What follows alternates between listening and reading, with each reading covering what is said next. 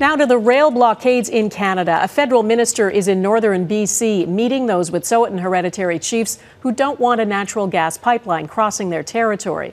And the RCMP have agreed to suspend their patrols along a service road there.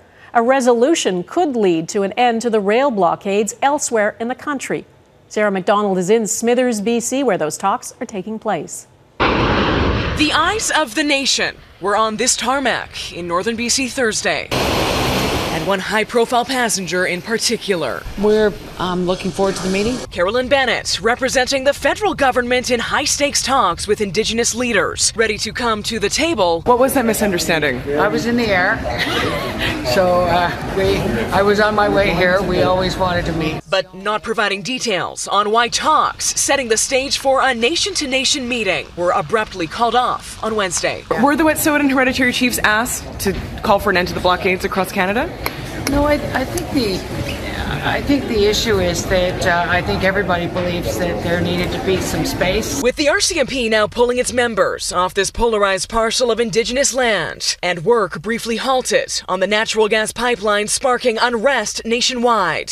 The traditional leaders of Wet'suwet'en Nation fiercely opposed to the $6.6 billion project that's backed by band councils and all levels of government say they're open to dialogue. We did not want it to get to this point of disruption, but that was actually the federal and provincial government. But the chiefs won't call for an end to blockades like these, crippling rail traffic and parts of the Canadian economy for weeks, drawing the ire and condemnation of many Wet'suwet'en people like Marion Tiljo Shepherd. I am for the pipeline. I am for industry. Banking on the benefits and prosperity promised by that pipeline. People just want to work. Our community wants to work. And I think the benefits are going to be really important to our people. With livelihoods on the line, exactly how it will proceed and with what level of support, if any, from those determined to stop it, all depends on what happens behind these closed doors. And if a resolution will be reached remains a major question mark at this point. Donna, both sides are calling this an important first step in what will likely be a lengthy process. All right, Sarah MacDonald in Smithers, BC, thanks. In Tyendinaga, Ontario, protesters were back at it today, trying to set a fire along the tracks. Yesterday, a fire caused a freight train to stop. Some people taunted a train standing on the tracks trying to block it. There were no arrests, but questions are being raised about who should be held accountable for reckless and potentially dangerous acts. Our Mike Drolet is there tonight. Mike? Donna, tensions have been high here in Tyendinaga with Mohawk protesters on one side of the tracks, OPP on the other.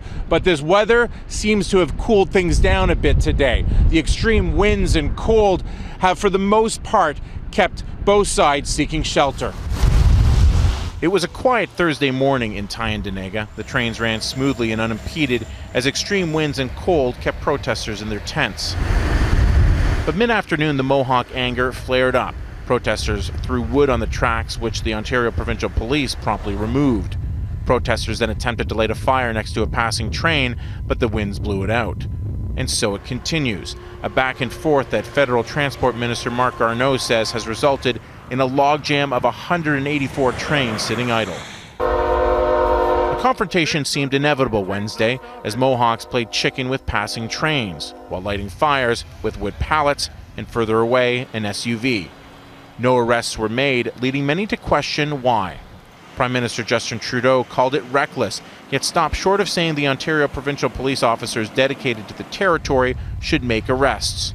For its part, the government is unequivocal that it wasn't terrorism. The kinds of reckless things that were done yesterday are dangerous, particularly if dangerous goods, and trains carry a lot of dangerous goods, are involved. An interview with one of the protesters arrested on Monday was posted on social media.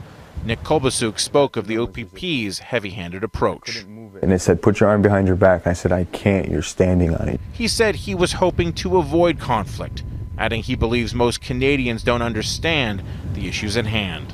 Our laws, our traditions, were here before Canadian laws and Canadian government.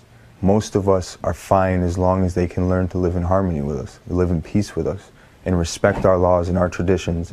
Now, the Mohawks haven't been speaking to the media, but all day they've been loading up on supplies, seemingly preparing to stay here for the long haul. Donna? Okay, Mike Drolet, thanks. Quebec's Premier François Legault is refusing to apologize for suggesting some in Kahnawake are armed with assault rifles. There is growing solidarity in the Mohawk Territory south of Montreal, where demonstrators have been blocking rail traffic for nearly 3 weeks. That's where our Mike Armstrong is tonight. Just around the corner, up the hill from this checkpoint, Mohawks have blocked a set of tracks. Normally there'd be both commuter and freight trains running through. They're not. It's been 18 days and counting for this blockade, and no one's leaving. Oh, tremendous solidarity, tremendous. And every time somebody tries to escalate it, it gets better. Now, that talk of escalation is a reference to something Quebec's premier said Wednesday, explaining why police weren't acting to remove the blockade. François Legault said it was because there are dangerous weapons on the Kahnawake Reserve, things like, he said, AK-47s. He tried to paint us as being violent and armed, and we're not. You've been here, some of you have been here a long time. You haven't seen any weapons or anything like that, you know, they're not here. The Premier isn't retracting or apologizing. His office says the situation is delicate, but that he was telling the truth and trying to inform Quebecers. Well, it is clear no external police force is going onto the reserve to take down the barricade. In fact, there is a court injunction ordering the blockade be lifted, but no one's delivering the document. That would be stupid. Saying, first of all, that we fear that there could be a confrontation, an armed confrontation, and now we will ask someone to show up with paper. That would be stupid. Now, the reserve is policed by an Indigenous force. In fact, the Kahnawake peacekeepers say they're the only Indigenous force in Canada staffed exclusively by Indigenous officers. It would fall to them to enforce the court order. They've decided they will not. We live here, we work here, we have family here. This is our home, and we believe in supporting our people, and we're going to continue to do that.